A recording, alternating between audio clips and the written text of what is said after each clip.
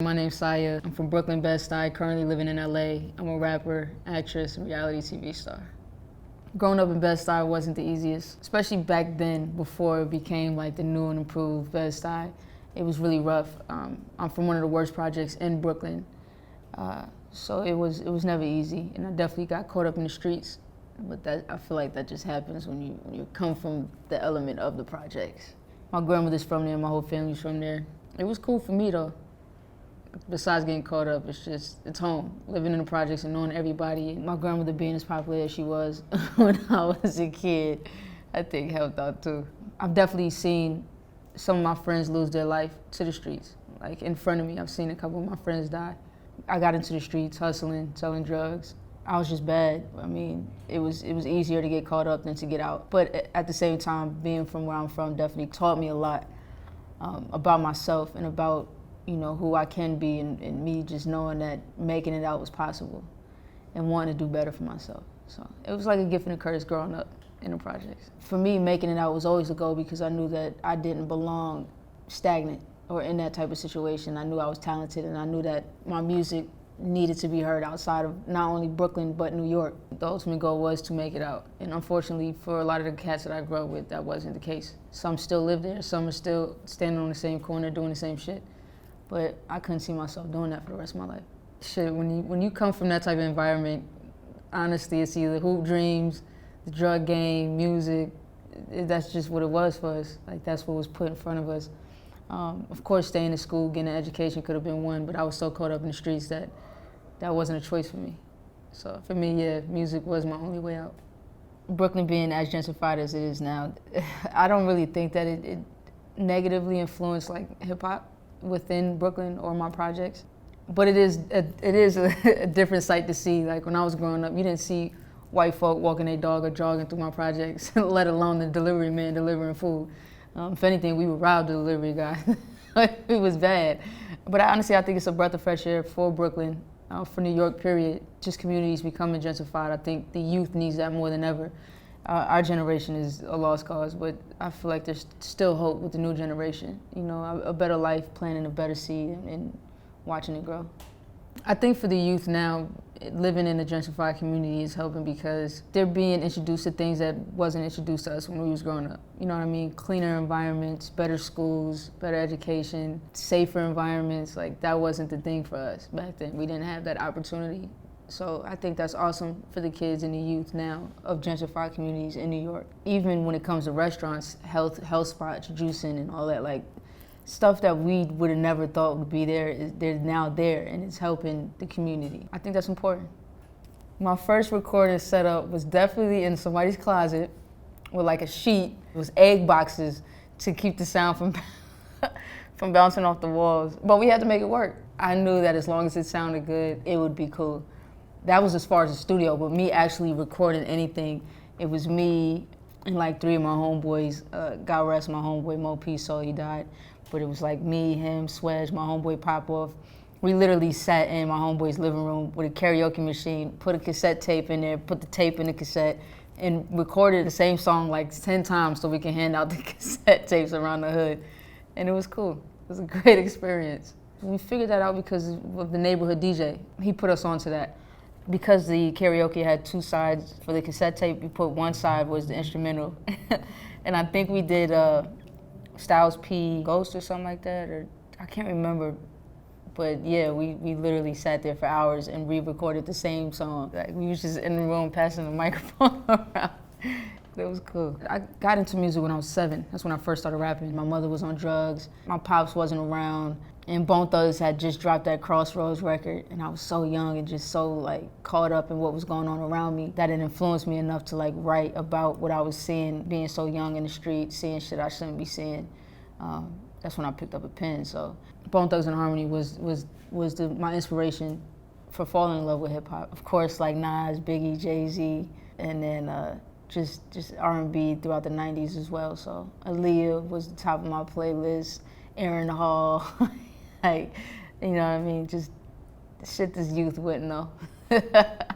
Being a rapper and having a memory is a gift and a curse. Me remembering things has never been an issue for me. So, like, even when I have conversations with my mother, who now, by the way, is sober and clean, She always asks me like, how the fuck do you remember that?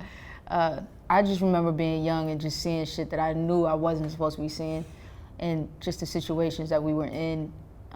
Because of my mother's habit, it was just hard. It wasn't fair because I was a kid and I knew I was supposed to be doing kid shit, but I had to grow up real quick. So yeah, writing about it was, I feel like, my only outlet.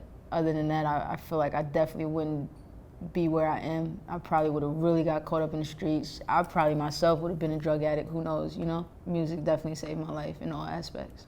First year of high school, like I was the it kid, I was fly from selling drugs, but and I knew that I could have everything that I wanted if I just applied myself. I felt like that's what I needed to do because I knew that I wanted a way out. I knew that I was destined to be doing something that had to do with music. Like I wasn't put here to do nothing else but music. So I had to really bite the bullet and work hard for that. Me being caught up in the streets put me in jail multiple times, and when you get locked up, like you have nothing else to think about but getting out.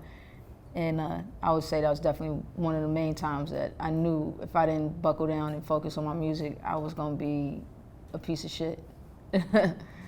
Everything that I've encountered from my childhood to this day definitely bleeds through my music. Even this little gadget right here, it's a fidget widget. I have extreme anxiety and I deal with it on a daily basis, and I'm starting to be open about it, which I feel like a lot of artists in the music industry should do because there's a lot of people dealing with it. Along with anxiety, comes depression. Like it's been times where I wouldn't leave my house for weeks. But knowing that I still had a fan base and people that looked up to me and people that I inspired, I knew I had to push through. So yeah, everything that I go through definitely bleeds through my music because I'm very transparent and honest about it. And the youth needs that purity of honesty in order for them to, be guided the right way. I think the more honest you are as an artist, the more people will gravitate towards you, which is why I've been able to remain relevant for 20 years. I got in the game when I was 12, 13, you know what I mean? Like I'm 31 now, so. I put a lot of footwork and hard work into it, but me being as real and as honest as I possibly could be also helped. A lot of kids really think they're alone, and sometimes when you have an artist or anyone, period, to look up to, that helps you. I didn't have that growing up, you know what I mean? Like I literally had to figure that shit out on my own. So yeah, I'm just trying to be that person for someone else. I want to leave me behind. When I'm dead and gone, I want every part of me, every aspect of me to still be felt, whether it's my music or just my energy, my soul. Even when it comes to like my dedication and my drive, I dropped 3 albums in 6 months, and I made a promise to my fans that I would, and I followed through with it. I dropped Saya vs. Saya in December, that was top 10 in the country. On the same day J. Cole dropped his album, I dropped Commitment on Valentine's Day, something to make the women feel appreciated. And then I dropped 383 for Roosevelt, which is pretty much an ode to my hood, letting them know that I'm very grateful and proud of where I came from, and I still go home and make sure that my hood feels me. So yeah, I just want everybody to remember me. Just being raw, real, being someone that paved the way and opened the doors for younger femcs in the gay community who came up under me, you know what I mean? What drove 383 for Roosevelt? Hunger.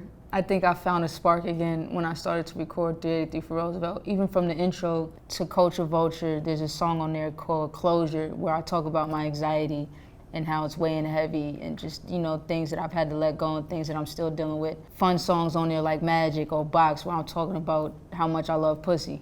You know what I mean? Like, it's just a very necessary album that I needed to put out for the fans. But it don't stop. I'm still recording, still doing shit.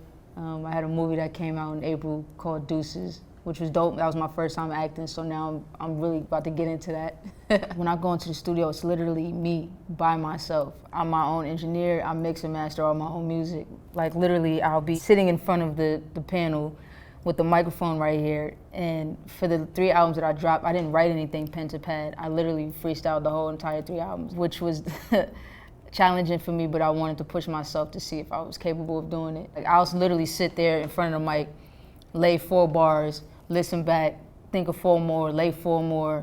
No matter how long it takes, I just think it's a dope process because you're challenging yourself as an artist and a lyricist. I'm a wordsmith, which has also been some of my downfall with this day and age of music, but Gotta keep it going. I be serving the coca, me and my little chola, she vanilla and mocha. I be yolling a chocha, she be calling me papi, no habla English. Shout out to old man Ebro. Ebro's been playing Culture Vulture on his Apple Beats live show, which is pretty dope.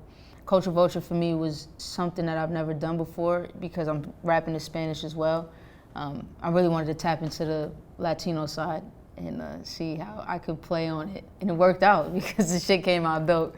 And I think I want to do more of that because I am Puerto Rican and black, so I think it's time I start, suavemente over there. Shout out to Joe Budden. Joe actually texted me and was like, yo, this EP is fire. And I thought he was talking about 383 for Roosevelt, and he sent me a screenshot of what he was listening to. I'm like, nigga, I dropped that in February. He's like, yeah, but I heard all the other shit, but this joint, he's talking about the Don't You record that I wrote featuring Tank. I wrote the hell out that record. Mainly because the original Say Yes record is one of my favorite records. Floetry was one of my absolute favorite groups growing up that I would listen to. So I felt like if I was going to redo that record, I had to redo it right. And I think I did. I think I did a great job. But yeah, he made it a sleeper, which was super dope. I didn't expect it. Now he got people talking about Don't You. When it comes to people liking the records where I sing, I already knew that was gonna happen because my fans always like when I rap and sing. That's why I always get called like the female Drake, which is dope for me, you know what I mean? Like Drake is a homie anyway, so I personally love to sing and rap. I just feel like doing both, it gives the fans more options. So I love tapping into that side.